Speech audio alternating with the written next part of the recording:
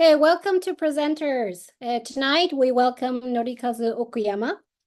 He grew up in Singapore and have studied and taught in the UK. He has acquired his teaching certificate in the UK, and he has taught at the public schools in UK and also in international schools in Japan, and then at the present institute, which is Toin, located in Yokohama in Kanagawa Prefecture, for those who don't know. Toin is a very large school, accepting students from kindergarten to graduate school. And Norikazu is in charge of the whole school for study abroad programs. So he's the manager of the study abroad programs. And he has been teaching at junior high school and high school before he got too busy. And today he will share with us what he did in his teaching. He is an active member of the Japan Association for Global Competency Education, and he is also an energetic father of 4 boys. Yay. So we have to thank Dad for his precious time in the evening. And so now to you. Thank you.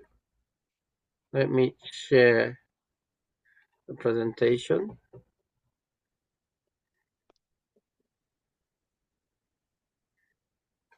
Right. Oh, thank you. I'm sorry that everything is written in Japanese. I did this presentation back in 2017, about 7 years ago, but I think it's relevant. Focusing on how to introduce extensive reading in a school setting, because there are several hurdles. And the school I'm this is the kind of thing. So why ER? What kind of hurdles did we encounter? What happened afterwards? So the school we're talking about started in 1964, and the construction did not complete in time. So we held our entrance ceremony in a temporary tent. But school grew dramatically, and now it looks like this.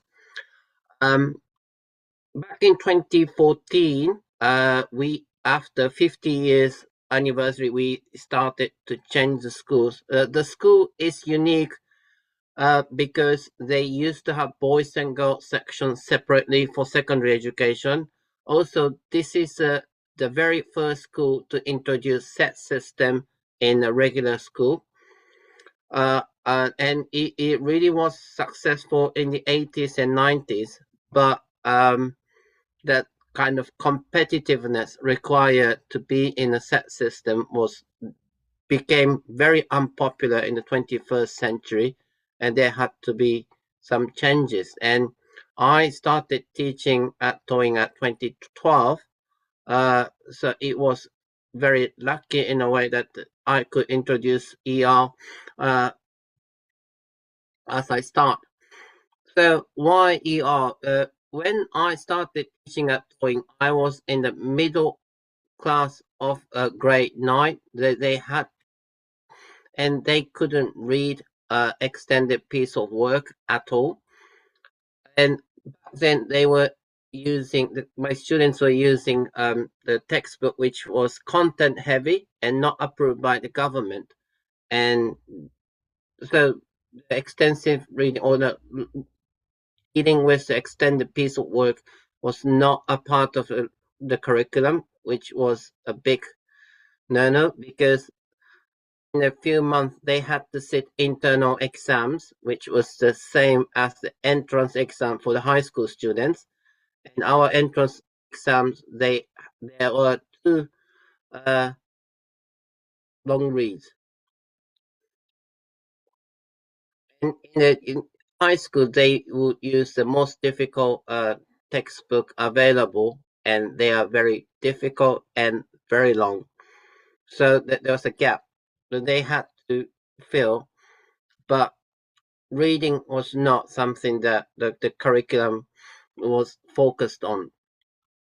And this is an example of the textbook that we were using. It was content heavy. The right hand side is all about grammar. And the left hand side it's a just short piece of reading. They're using that grammar focal point. From the right hand side, Noriko is very familiar with this, I think. Okay, and at the end of each chapter, there were extended piece of reading. It's because it's content heavy and vocabulary was also heavy. It's about 50% more than the regular government approved textbook, meaning that the content had to be covered. So we gave less reading. So that was a problem.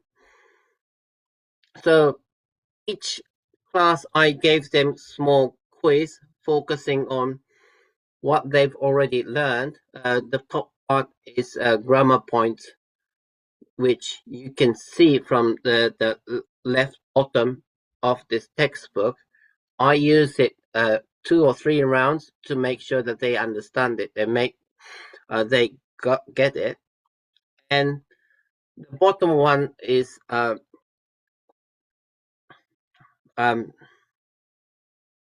it's the word is tip of my tongue, but it doesn't come out. It's just basically a vocabulary. So those are already covered, and I added the middle one, the small reading. I want the focus is for my students to read it very quickly. So I picked up this material from grade 7 summer homework, okay? And I gave them 15 minutes and they couldn't complete. And that was a big issue because in 3-4 months time, they would sit entrance exams with extended pieces of work, 2 long reads. And that really was a worry to me. So, and when they entered high school, they had to face the textbook of left hand side, which was the most difficult ones available back then. And each chapter had 8 pages or longer, and vocabulary and the grammar level was also demanding. So what I did was every week I took them to library and distribute students to the easiest possible extensive reading books. And then student had to follow the main character's actions and then decide what kind of character that he or she is, and read some and give some thoughts. This is not what you might think of extended reading, but that's a beginning. I just wanted for the students to read the easy pieces of work as much as possible, so that they pick up the speed. But at the same time, they had to process the information of the book. So that's how it started. And back then, for the entrance exams, those who entered our high school from the high school scored 20 points higher than those who received education with us for 3 years in junior high school. That really was a problem. So we kind of had to change anyway. And so we decided to introduce extensive reading for 6 months minimum for the 9th graders, 3rd grade of junior high school, for the first 6 months. Because the internal exams were still there. But that was a stepping stone, and that's how we started systematically to introduce extensive reading. So this is how the schedule looked like. So every grade there were 6 periods of English classes a week, and we could introduce half a year once in a fortnight. That's the beginning. But how we managed to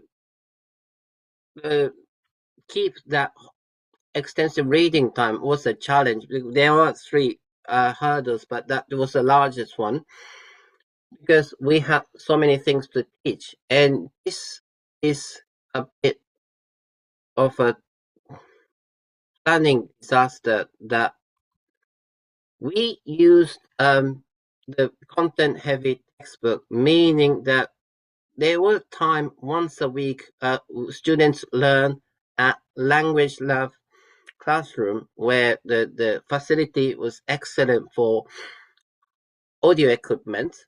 And in that classroom, students had to solve quizzes.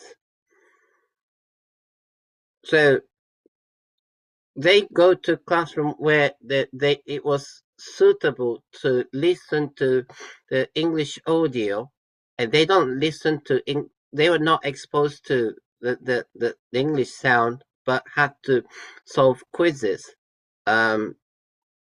because we couldn't find any other time to do it. And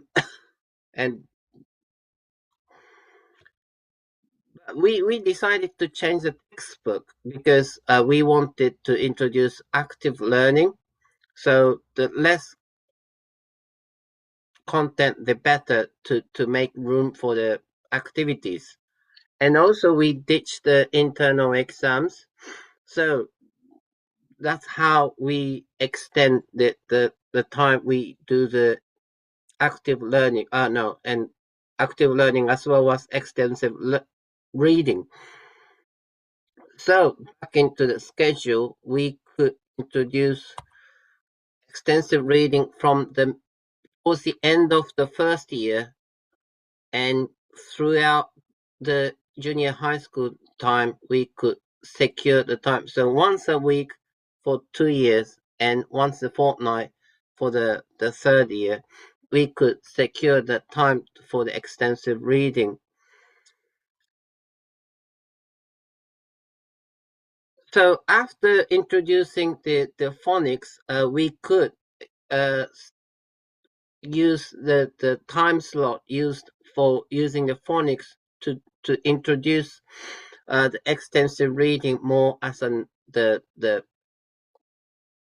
transitional phase from sound to reading. So we didn't face much opposition from fellow teachers that way. And instead of solving quizzes, we could keep doing the extensive reading. That's how we try to maintain the teaching time or reading time. And in 2016, we did some modification in the language lab so that when we bought a CD player for each student, they didn't have to change batteries all the time. We put socket enough for each individual, so the power is not an issue. So school is very cooperative when it comes to introducing ER because we had to change. It was a good timing.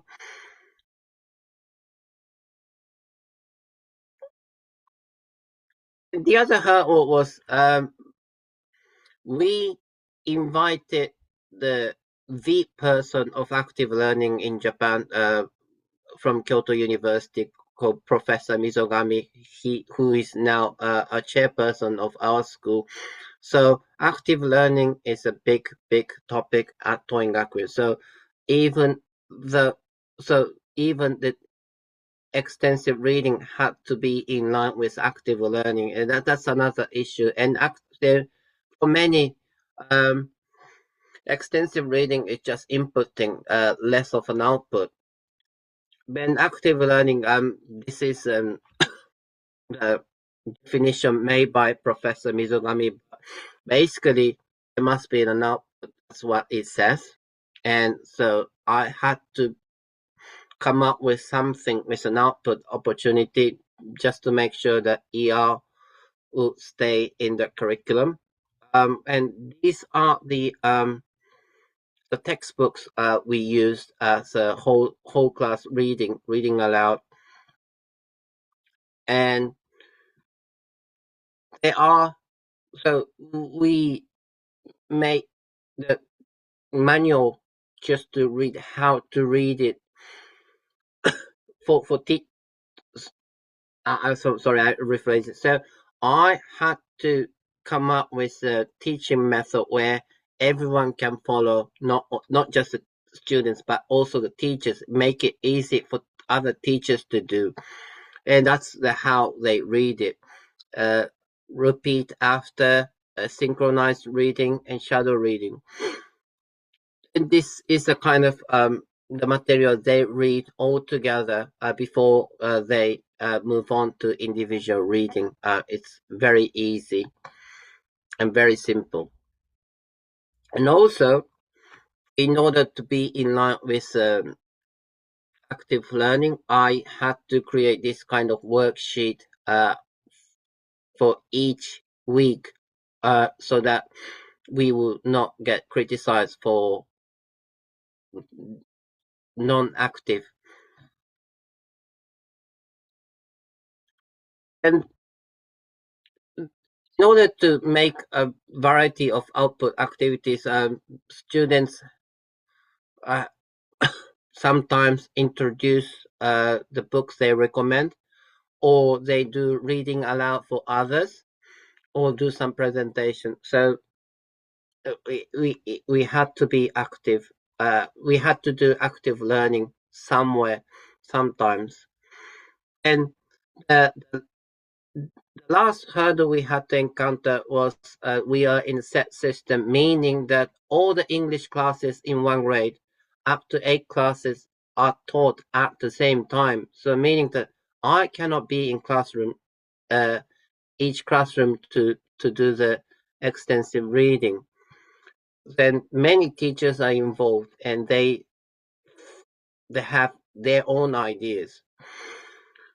So I had to make manual. I heavily rely on the magazines available in Japan. And weekly meeting was dedicated just to implement the teaching method, and the instruction had to be made very simple. So this, when they record the reading, if they read 3 times, they didn't have to write 3 times, but they could use the arrow to so they have less work to do, make it really simple. But also it emphasized the fact that they read it several times, and that emphasized the fact that reading the same material a couple of times helps. And we also had to gather cooperation from different sections, like librarian who uh, worked with publishers to gain a lot of books and process them. Language lab technicians also helped us, and it was quite without them it was difficult. And also clerks helped us. um, the clerks meaning that they are technicians who fix all the malfunctioning areas like doors, chairs, and desks. They changed the language lab to set the power line. That really was helpful. And also the chairperson who sanctioned the budget to buy books a lot more than usual. We now have a designated budget to buy books every year. And after introducing the what changed? This is the most satisfying, is that when students get on with reading, it becomes very quiet. Imagine that set system, bottom set, boys only. It can only get messy, but even that kind of classroom, we do have a very quiet time. So ER is actually more appreciated by the great teachers than English teachers themselves. Um, that's interesting. And also, students are have positive attitude towards extensive reading because um, they understand what they're doing. It's not that they have to encounter something new all the time. So there's a chance for them to consolidate what they've learned, and they feel that they can do something. It's not about being thrown at something new. They had to memorize on all the time. And the challenges we had back then was the transitioning from phonics to extensive reading and expand this to high school. And mind you, there are about 1,000 students per grade in high school, so it's a bit of a challenge, but we managed to do in the last 5 years or so. But this is still a challenge. Is that it's because we have set system. Teachers do approach ER different ways. Some people do it properly. Some people do it their own way, which is sometimes good, but most of the time it makes things very challenging for students. And also, it's a huge school, meaning that no matter how many books we have, we always need more books. So it's always a bit of a struggle to make books available. Thank you. That's it for now. As a brief summary of how we at Toingakuen initially approached to extensive reading. Hey, thank you very much. Um, so we just listened to how large the school is. I think you all kind of understood. You have like 300 full-time teachers, right? Yeah, for Yeah. secondary division alone. Yeah. For for English, so how many English full-time teachers? Uh, about 50, 50. 50. Yeah, 50. Oh. Yeah. And so because you have 1,000 students in a grade, how many classes would that be? Uh, up to 30. 30. Imagine Yeah, that, up to 30. everyone. Yeah. So presently, how many ER books do you have at in the library? Now, first of all, we have one, two, 4 libraries for Oh, secondary right. division, and in total, I'm sure we have far greater than 10,000 books on extensive reading. Mm, Uh, but I don't really know exactly how many. And mm,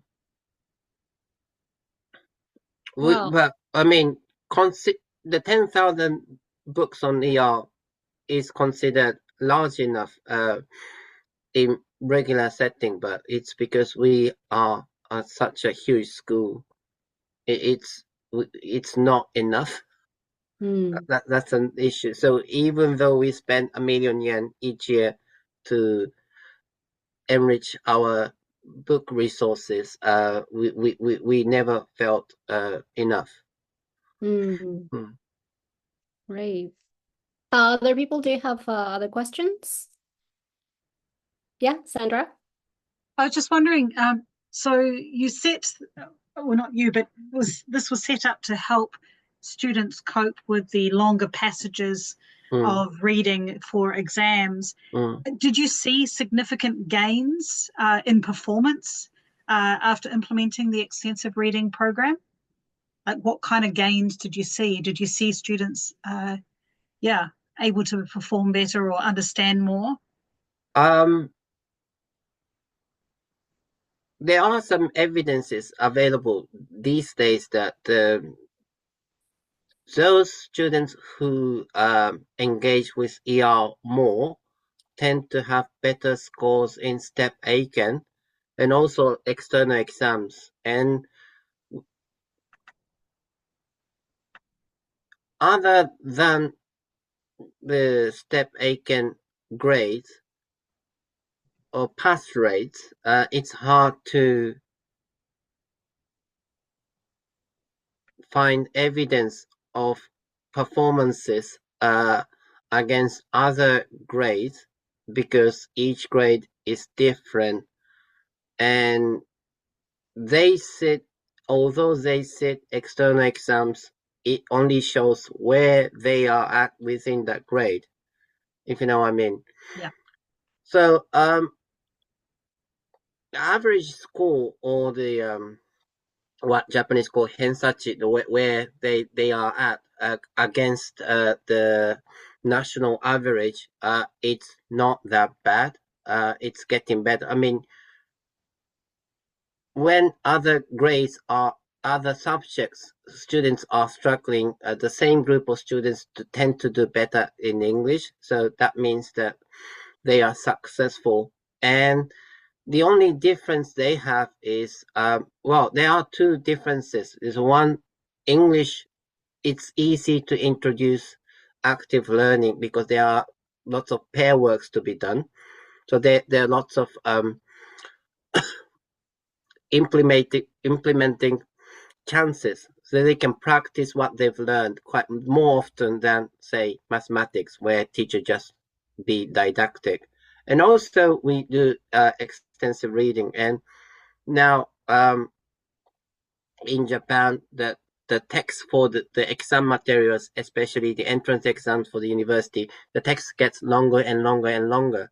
So we want our students to be able to read long pieces of work, and ER does help. That's something that is helpful within the school to keep doing the ER, because that's a direction government and Japan as a whole is heading to.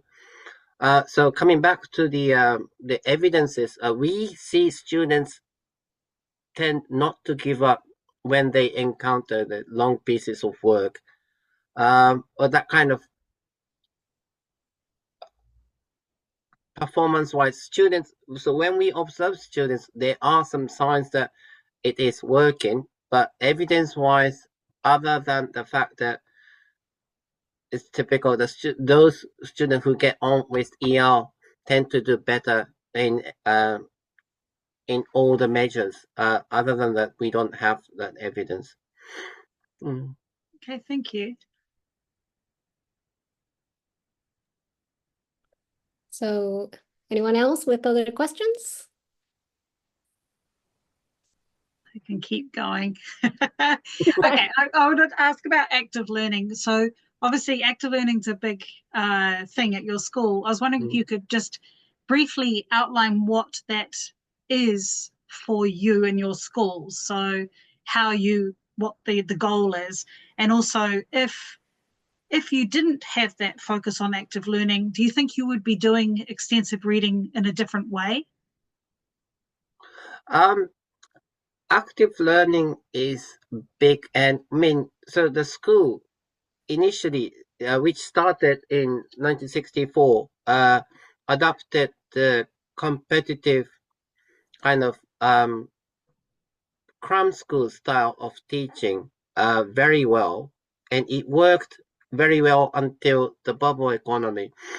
But it didn't work in the 21st century, and it had to be changed. And it just happened that when I started trying out the ER, because the traditional teaching method at that school didn't work. But I graduated from that school, so I know that school very well. So when I started teaching there, I could adopt the old-fashioned way quite easily. And with the students' body I had, it was quite clear that it didn't work out. We did introduced so many changes. Like a school is now a lot simpler. Like we have two separate schools, one for secondary school, serving from 7th grade to 12th grade, and they don't mix with the high school who entered our school at 10th grade. So things are very simple, and that kind of thing really help when we try to attract as many students as possible. And also, when we talk to the parents who are thinking about looking for schools for their kids, the word active learning works very well because if you are receptive, the students will struggle in the future because they need to be able to act by themselves, not waiting for the instructions. So that's also helps. So Toingaku had to change back then, around 2014, and I happened to be there, and I could introduce ER. That's one thing. Now, what's the second question, Well, Sandra? would you do things differently if you didn't have the idea Oh, of yeah. active learning being such an overriding sort of idea at the school? Um, Yeah. uh, I had to come up with some lesson plans to do some active learning like pair work, presentation. Uh, that was a bit of a bother, I must admit. But then when there was no active learning, I didn't have to go through that kind of preparation. But I think what was coming when there were changes of educational approach and thinking nationally, all the students had to be able to read long pieces work anyway. So no matter what, some kind of extensive reading was even partially introduced, I think. And how do you keep a track of the students' reading? Like, do you have reading journals, or do you like with the word counts? Do you have Oh, goals? yes. Now that I mean, in order for the extensive reading to be successful, it had to be part of the curriculum and it had to be part of the grades. So what we do now is that, especially for the high school, they keep the reading log and points are given according to how many words they read in a term. That there's a set borderline. If students reach the minimum borderline, they get 10 points out of 100 in a term. So it's a big deal. And also we also collect the data for on yearly basis, and we give certificates to top 10 students who read the most number of words in a year, Wow. just to promote. And we do have, I mean, once every 2 years, so we do have a student who reached 1 million words in an academic year, and that's I think is amazing. Yeah. And do you have many returnee students, or is it mostly students who haven't had overseas experience at your school? The two schools are different. So at high school, we do have very domestic students, whereas in secondary school, we have about 10% of students are returnees. Yeah. So we have a wide range of students' ability, English-wise. Yeah. Mm.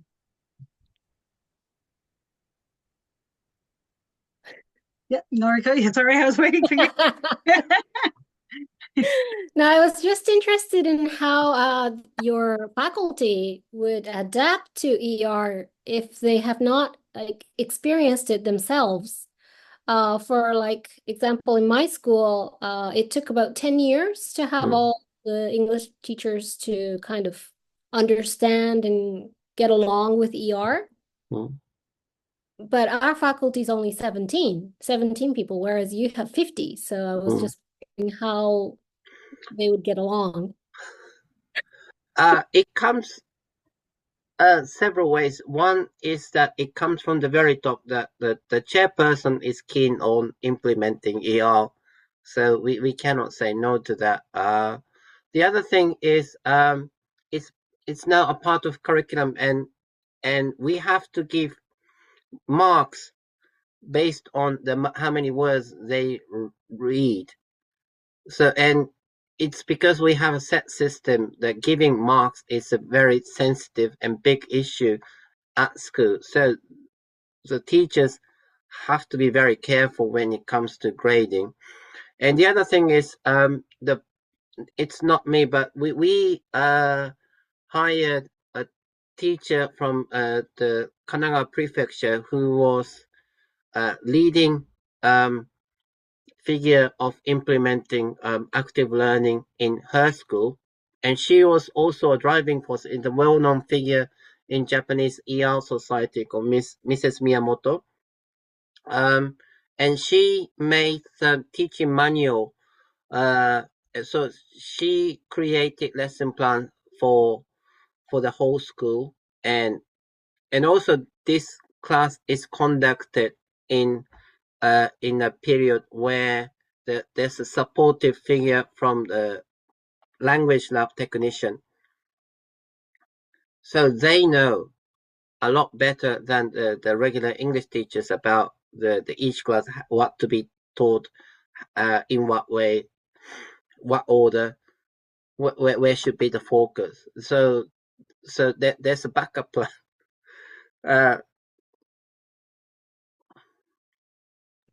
But there are some.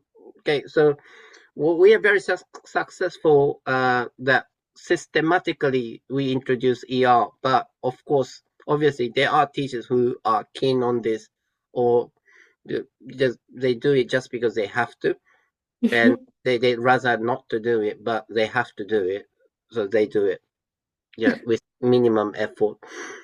Right. Often among instructors who do extensive reading in the classroom, we realize that there really is a need for a systematic way because it's a year-round class. And also the teachers have to understand that you can't just let the students choose everything from beginning. You have to kind of guide them because it's not easy for students to choose a book in a foreign language. So I was wondering how the teachers are like learning about which books to recommend to their students. There are two issues at stake for this. One is how we introduce books to students in class, and the other one is it's because of our grading system that in-class reading is not enough. So our students have to go back to library to read more to meet the target.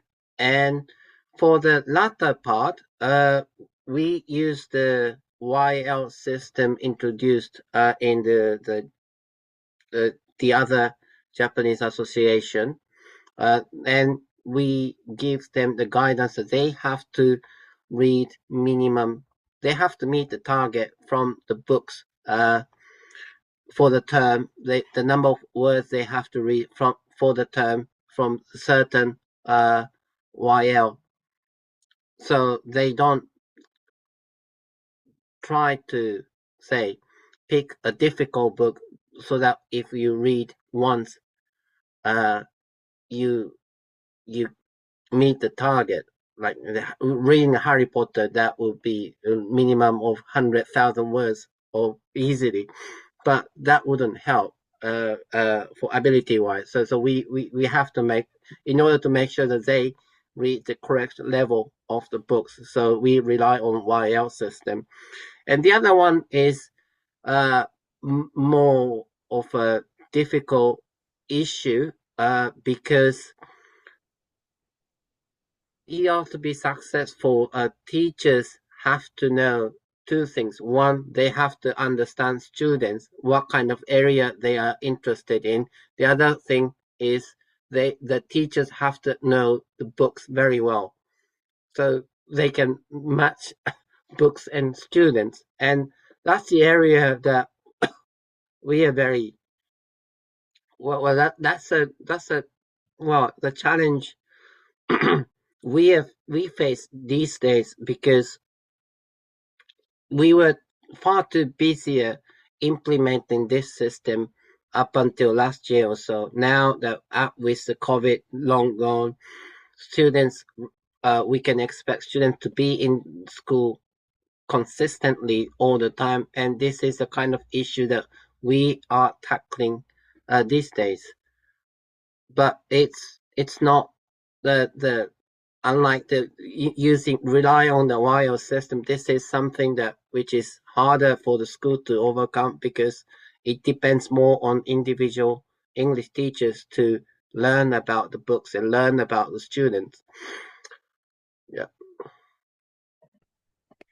How does the YL system work in your school? Like in my school, the YL system doesn't really work. So our faculty divides the book into 5 levels, just Mm. solely for our students. Yeah, well, I mean, I try to ditch the YL system because of its there are some cons about it, because it's decided by a small group of teachers, and they are decided very subjectively, but it kind of easy, uh, because not many teachers want to think about ER. They do it just because they have to do it. So when it says that this grading system comes from a certain study group, or they say, oh, okay, it must be decent enough for them, and it kind of helps. And also, if we want to go in the system with like the Meiji goes, uh, somebody has to decide. Whenever we buy a new book, we have to grade them, and it's a bit of a work. So that way, we also rely on the YL system. So, for example, in the first term of grade 10, they have to get books from YL level of 0.1 and 0.2 maybe. In that way, they know what kind of level they are picking up. And Okay, thank you. Okay, Jean has a question. Hi, can you hear me? Yes, but yes, we can. Okay, well, yeah, my back is, I've sort of thrown my back out, so it's difficult to move to open the door. Okay, hi, thank you. Wow, what a huge program you have at your school. It's amazing. I didn't quite understand how it works, like the LL, the extensive reading just takes place in the LL classroom. Is that correct? Or yeah, it used to be in language lab alone, but okay. that language lab can hold a certain number of books. So we decided to move the classroom from language lab to libraries now. Oh, I see.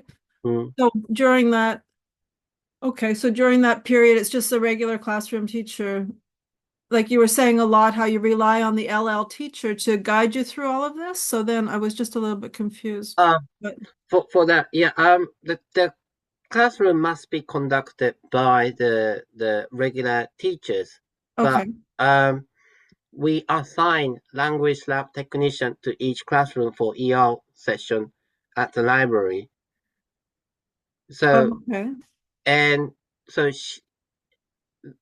all those technicians work with the say projectors. So when we do the reading as a whole class, teachers don't have to know what kind of book they are going to read, for example. So sometimes the ER, everybody's reading the same book? Is that what you mean? The whole class yes, is yes. reading? Every class of ER starts with a whole class reading, just to Okay. make sure that they do systematically. Okay.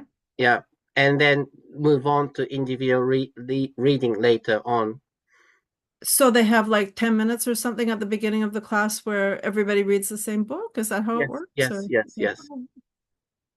Thank you. Yeah, so like the whole class reading will be prepared by the technician, and some individual reading, some the materials like CD players or a packet with several books are prepared by the technician. So the classroom, so teachers can focus more on managing the class than preparing some small details. So for the whole class reading, do they all read at the same pace? Or like today, we're all going to read chapter 1? Or how does that work?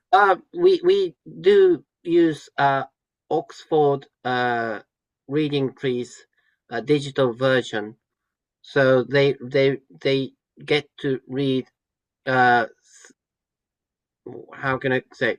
So they read the same book at the same time, so they get introduced the whole story, or they read sentence by sentence.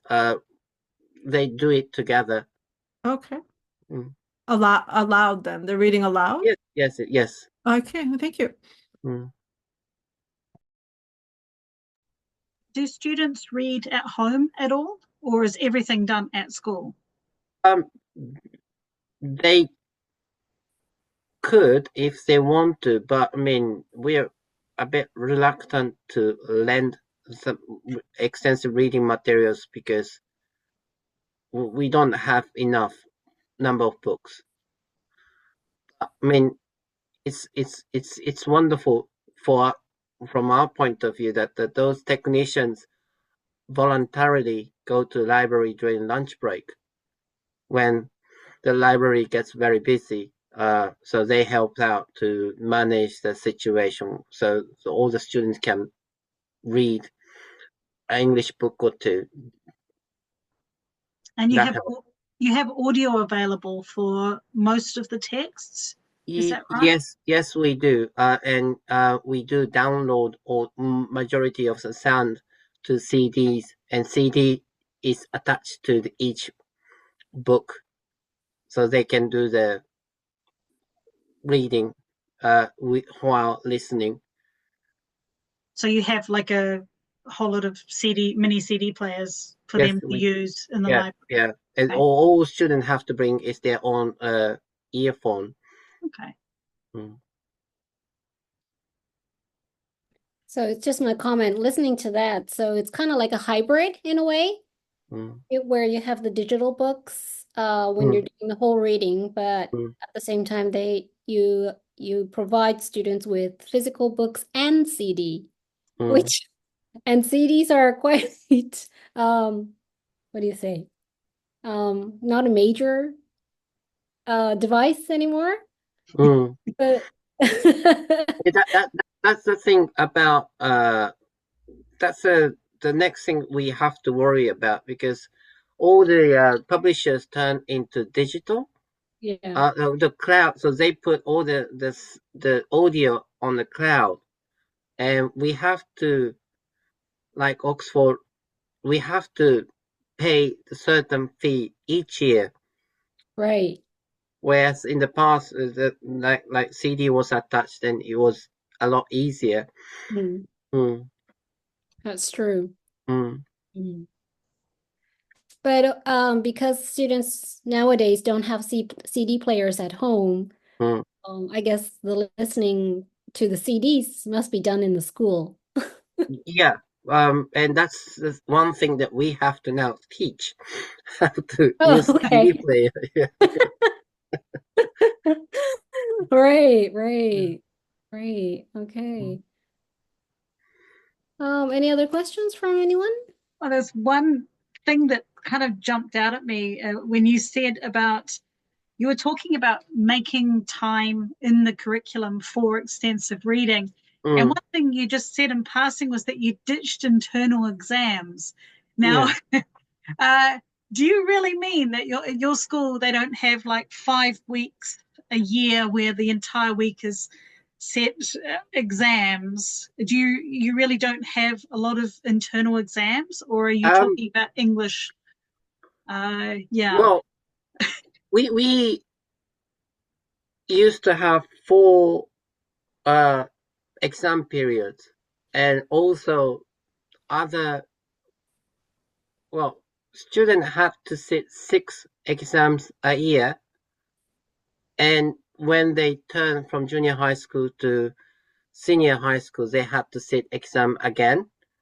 And so we kind of push students towards the next exam. That was how we used to teach.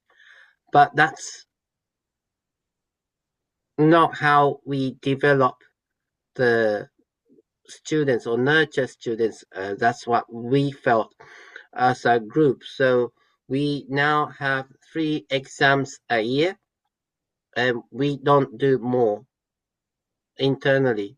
And there's no exam for secondary school students to sit when they turn from 9th grade to 10th grade. So we have more teaching periods. That's brilliant. Because I see that as a major problem with a lot of the students that I teach. I teach in a private school, but I teach junior, senior high school students, and they lose. Not lose. They don't have a lot of teaching because they're preparing for their tests so much. Yeah, exactly. Like as soon as one test week is finished and they've got their results back, they're already studying for the next test week, and there's not much teaching or learning happening in between. Yeah, so it felt more like 2 months of sprint, just running at full speed for two months towards the exam. That's how I used to teach, but now we have about 3 months or so of proper teaching, and the exam is waiting at the end. We don't teach towards the exams, That's great. Sorry, I can't find the place to raise my hand again. It's Jean, but I think that might be a trend. Our school as well has really cut down on the exams. And I think with the change in the grading system has really changed a lot across Japan. You don't grade out of 100 really anymore. It's ABC and one of those in 3 categories. And so just hearing from your experience that your school has also cut down on the tests, and our school has, maybe that's where it's going. I hope it comes our way in Kyoto, because Kyoto's definitely a lot of exams and definitely no ABCs. Yeah. Oh, they don't have the ABC? I think the ABC is all across Japan, though, isn't it? The same. That has to be that way. What did you say, Mr. Okuyama? That's how the government want the schools to grade. Yeah. But I mean, how you implement it, it's up to individual school, especially in the private schools. So yeah. Well, the government is trying to change the entrance exam systems for university, but change takes time. But it's nice to know that some schools, like in your school, at Toin, where it's a really big school and it's a school with where students do well, are changing, because to ditch 6 exams to 3, that's amazing. Well, anyone else with any other questions? We've been going on for like 30 minutes now.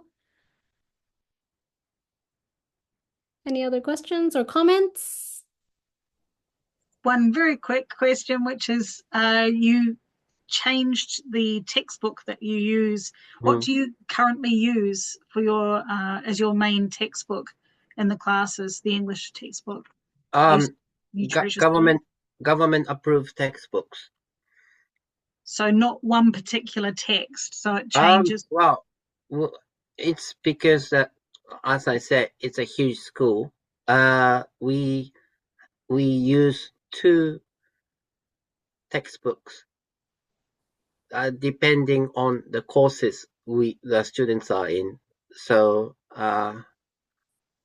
and it's because that I stopped teaching this academic year because I have to do a lot of clerical works on study abroad programs. I'm kind vaguely know the names of the textbook, but I cannot say them properly.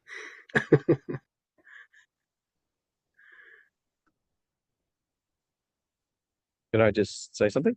Of course. Hi, I'm Rob Waring. Hi. I've been listening into you. I'm sorry, it's rather noisy behind. There's a kind of band playing behind me. Mm. And so I just want to say congratulations on the program that you're doing. We need far, far, far, far many more programs like yours. Mm. I didn't catch the beginning of this. Have you actually written up any of this for any publication in any way so that people can read about it? Or No. maybe you have a website or a YouTube channel or a YouTube video that you've done, because this is a wonderful model that other people could follow. And I'd love to be able to show this to people all around the world. I'm constantly traveling throughout Southeast Asia, talking about extensive reading. I've got 6 talks in the next 4 or 5 days or so. And I'd love to be able to show your demonstration program. Do you have anything? Well, one thing, I mean, I haven't written anything about it, and it's a bit of an issue because I more kind of half outside English teaching at school, so school is a bit reluctant if I want to do something on English education. But one thing I can share with you is it's our school is very big on institutional research, and our curriculum manager follow up did a bit of a research on the number of words a student read in a year, and they compare that with the English Step Aiken passage rate, and it's on the YouTube official YouTube of our chairperson, Professor Mizogami. So that's a link I can share with you. Please do so. Yeah. So initially, I assume it's in Japanese, correct? Unfortunately, yes. Oh, that's fine. We can maybe dub it or something like that. Put it on the Extensive Reading Foundation channel. So when Noriko initially approached me about ER at Toin, I asked them who did the IR on ER, but I mean they said they didn't give me the positive reaction. So.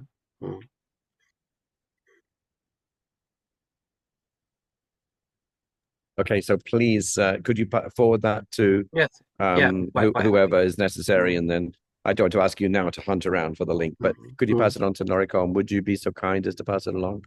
Of course. We'll see what we can do. So, in fact, one of the things that we need, having listened to your program, I think the Extensive Reading Foundation really needs to collect examples of excellence in extensive reading. And we need to have a dedicated area within the Extensive Reading Foundation that just has dozens and dozens and dozens and dozens of these things for people to look through to get ideas from. And I'm going to initiate that project with the Extensive Reading Foundation this year and see what we can do. I mean, finding a volunteer to organize that would be hard, but I think it's definitely something we need to do. So thank you again very, very much for everything that you do. It's hard, isn't it? I mean, looking at other schools, practices, and what I not really notice is those who do ER, but those who don't, never. And so that's an issue. So even though that I know of a school where the one course everyone does ER, that it's not gonna be the entire school because there are 5 full-time English teachers, only 2 of them do the ER. Yes. This is something that came out of some global research on extensive reading that I just conducted, and some of it is published in Reading in a Foreign Language right now. What we found was, if I could just share with everybody just a couple of points, One of which is that there was a very Oops, we're losing our own. Yep, you're frozen. no. Oh, Yeah. So Rob's apparently not in Japan, oh, and Maybe the so band got a bit only too loud. Hang on, Rob. mm,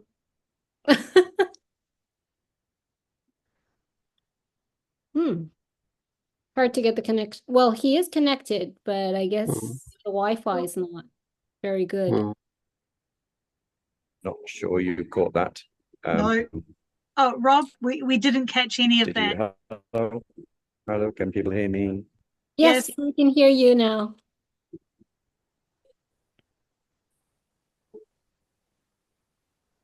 Okay, good. Yeah. Only 75% of teachers in Thailand, Vietnam, and Mongolia who are doing extensive reading, that's key, doing extensive reading, actually understood these principles of fast and high comprehension. That was one. So we have a lot of work to do here in Southeast Asia, which is where I am right now. I'm in Indonesia right now. The second thing I wanted to share was that another thing that was very, very clear from the data was the vast majority of people doing extensive reading were doing it as a solo enterprise or in a team of 2 or 3. There were very few like school-wide programs, particularly where it comes across all levels of the school. It tended to be one teacher who loves extensive reading, get it into their class. They've struggled to get it into their class. They've had to fight to get it into their class, battling against administration. Some of these teachers have to, in places like Vietnam and Indonesia, they have to actually fund these books out of their own pocket. You know, their salary is really low. There's not so much of a funding issue in Japan, but I completely agree with what you've just said, that an awful lot of extensive reading is done as a kind of solo enterprise or a group of people who really get extensive reading, and it's just not part of the curriculum. And this is something we absolutely need to change. So we need to speak to the ministry, we need to speak to local school boards and so on and so on, and really get this as part of the curriculum, because it's just crazy that we don't have all this meaning focused input.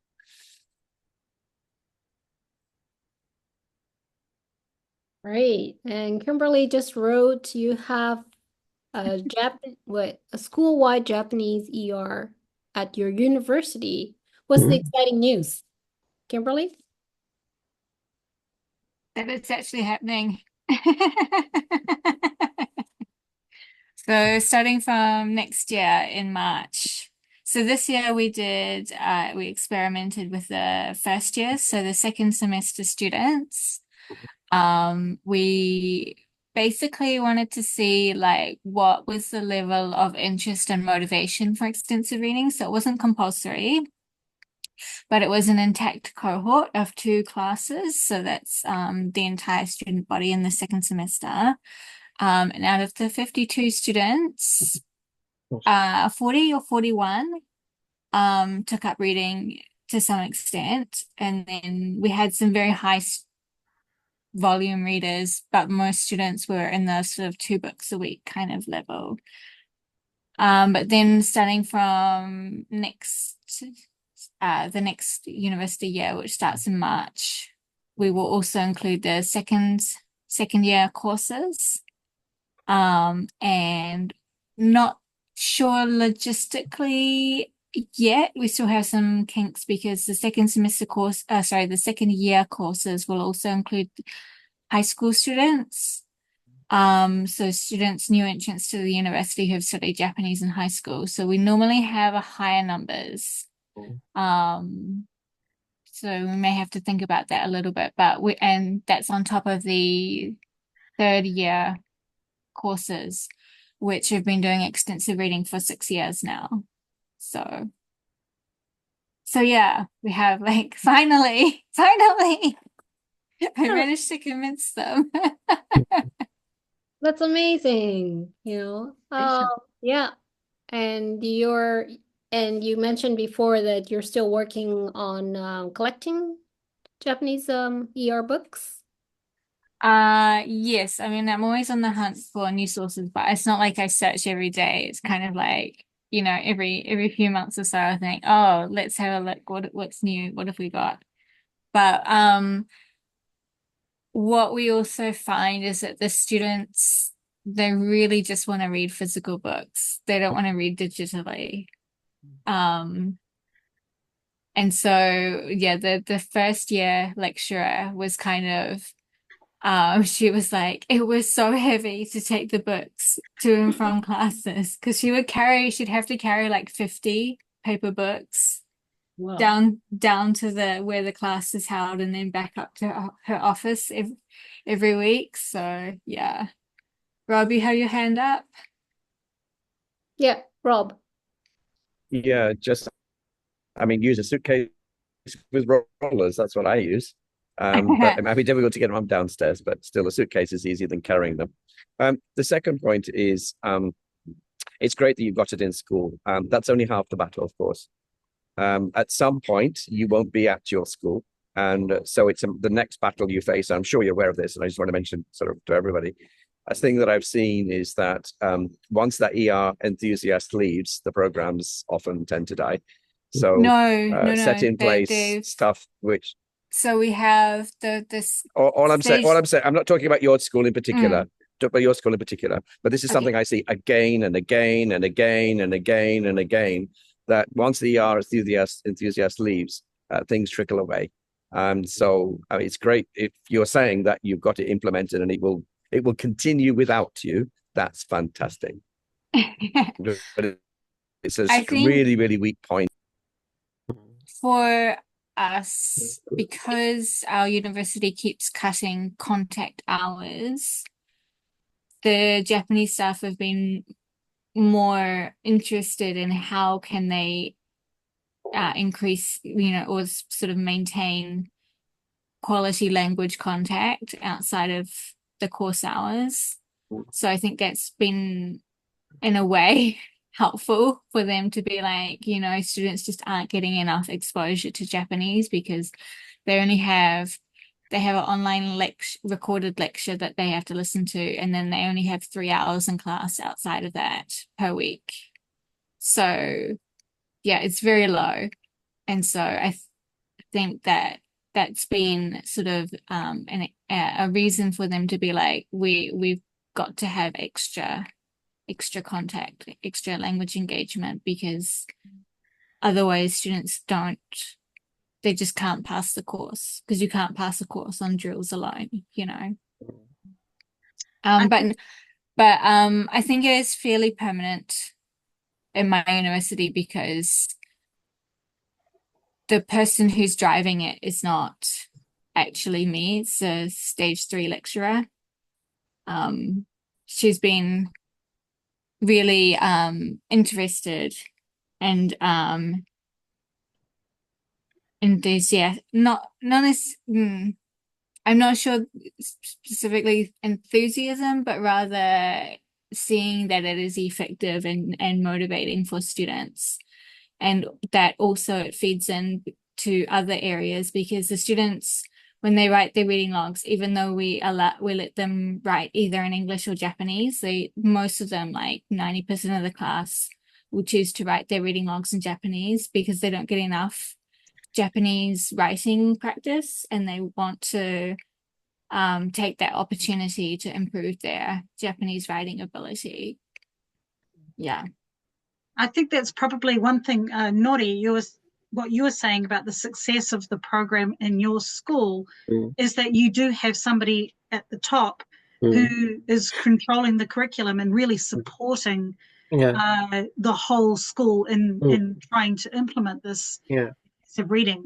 Do you think if you didn't have that one person, do you think that, like Rob said, that would probably be a lot more difficult to continue? Yeah, exactly. So, from junior high school's point of view, we had to change, although we nurture students for 3 years, they got outperformed at entrance exams from those who haven't been taught by us, who want to come to our high school. That really was something that we knew. It was quite clear we had to change. But when it comes to high school, the larger institution with a better ability-wise of students, they didn't have to change that much. So it really was a struggle, and it's because it comes from our chairperson, who is not just the chairperson, who is also the person to talk to when it comes to active learning in Japan. Nobody at school can argue against him when it comes to curriculum. So yeah, it did really help, and we are very fortunate with that.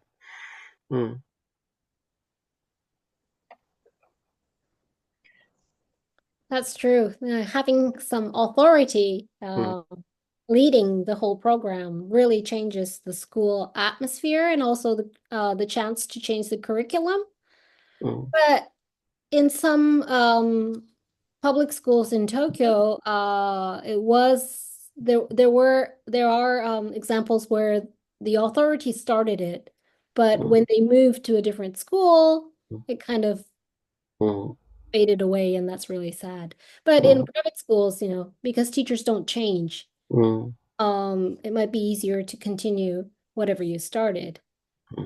Right, Jean, you have a question?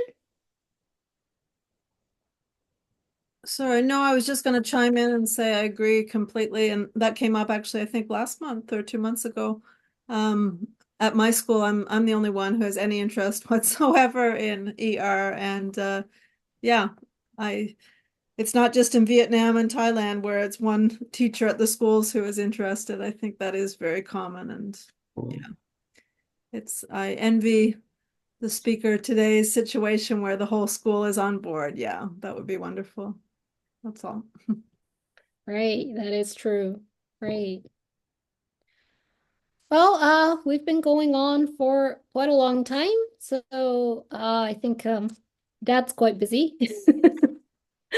Any other questions or comments before we wrap up? I could stop the recording here, and then if anyone would like to ask something off the record, so to speak, that could be a way we could go forward. So perhaps we should say thank you very much to our speaker this evening. Everyone, a round of applause. Thank you so much.